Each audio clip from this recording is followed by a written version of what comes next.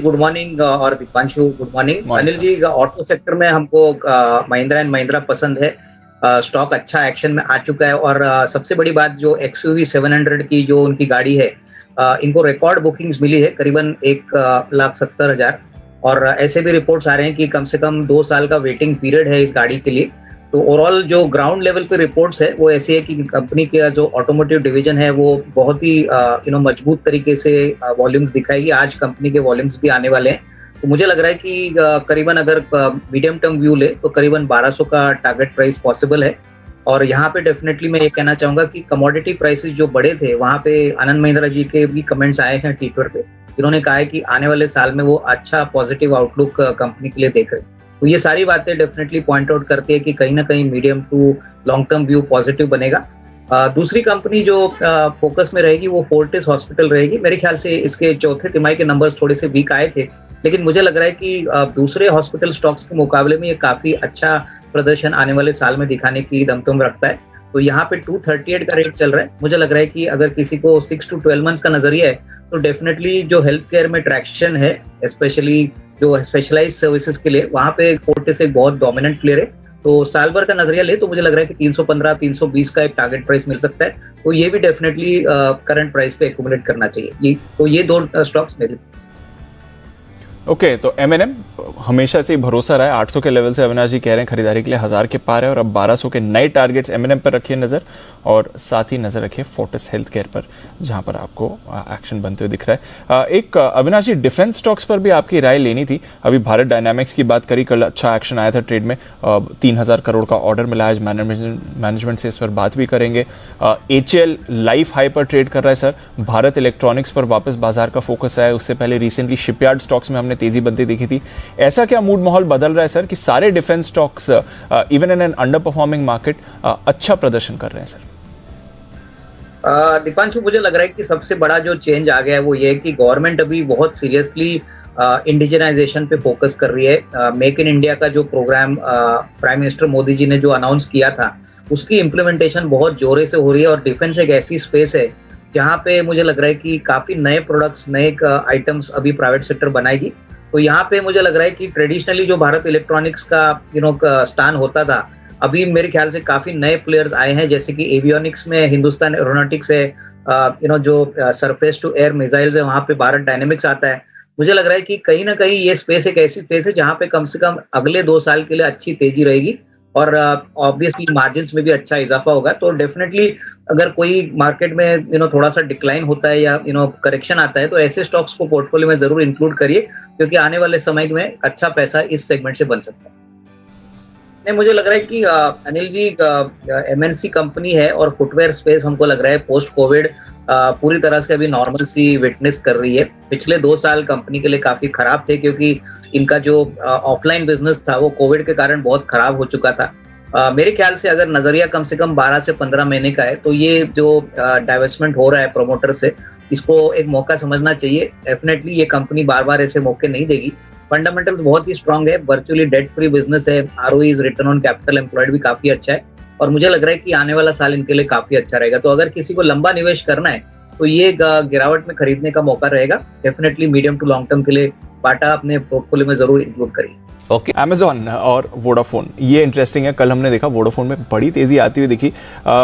अविनाश जी जरा इस पर अपनी राय दें। खबर थी कल की 20,000 करोड़ Amazon निवेश कर सकता है, उस पर वोडाफोन की सफाई आई है। वो कह रहे हैं लगातार हम ऑप्शंस एक्सप्लोर कर रहे हैं, बट फिलहाल ऐसा कोई प्रपोजल नहीं है जिस पर विचार चल रहा हो।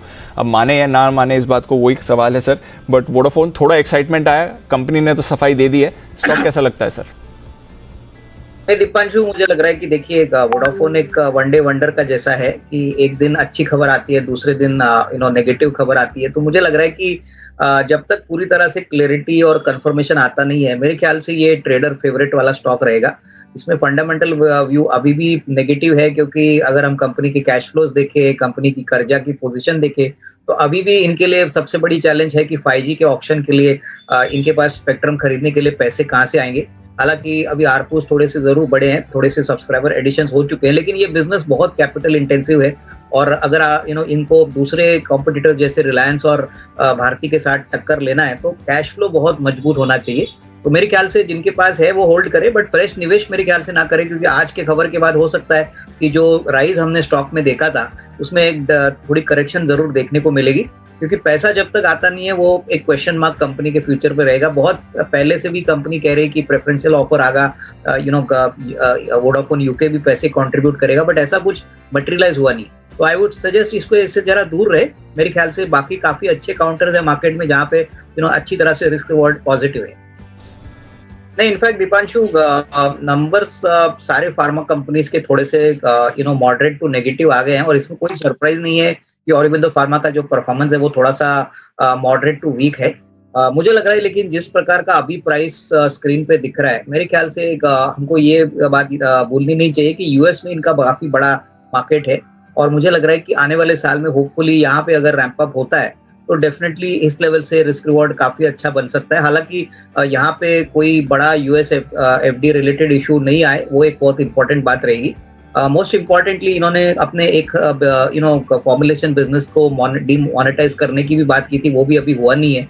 तो मार्केट कीनली वेट करेगी कि ऐसा कोई डेवलपमेंट आने वाले महीनों या क्वार्टर्स में आता है कि नहीं।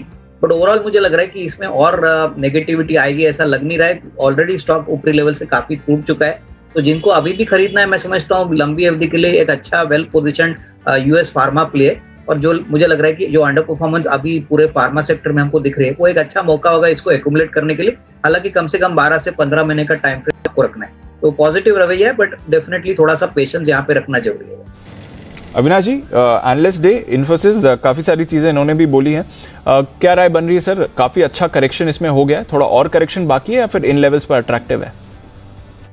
नहीं, मुझे लग रहा है कि देखिए, कल मैं देख रहा था कि रुपया का जो लेवल है वो करीबन 77 रुपीज हो चुका है।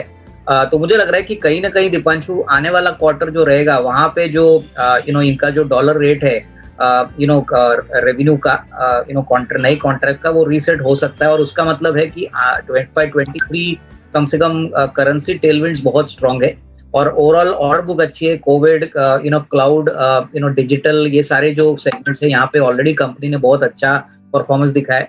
और मुझे लग रहा है कि जिस प्रकार का अभी टेलविंड चल रहा है करेंसी का लेके, इनको डेफिनेटली मार्जिन में इजाफा होना चाहिए। तो मेरे ख्याल से इस लेवल पे भी अगर किसी को साल भर का नजरिया है तो डेफिनेटली एक छोटी पोजीशन बनानी चाहिए। मुझे लग रहा है कि देखिए, ये सारी कंपनी डॉलर अर्न कर रही है, जिस प्रकार का अभी क्रूड का प्राइस चल रहा है और जिस प्रकार के मैक्रो कंसर्न्स है, डॉलर अर्निंग जो सेक्टर्स रहेंगे वो बहुत पॉजिटिवली प्ले आउट होंगे। तो इन्फोसिस मेरे ख्याल से even at the current levels look attractive, provided करीबन किसी के पास 12-15 महीने का व्यू है, तो आईटी में डेफिनेटली ये काफी वेल पोजीशन है।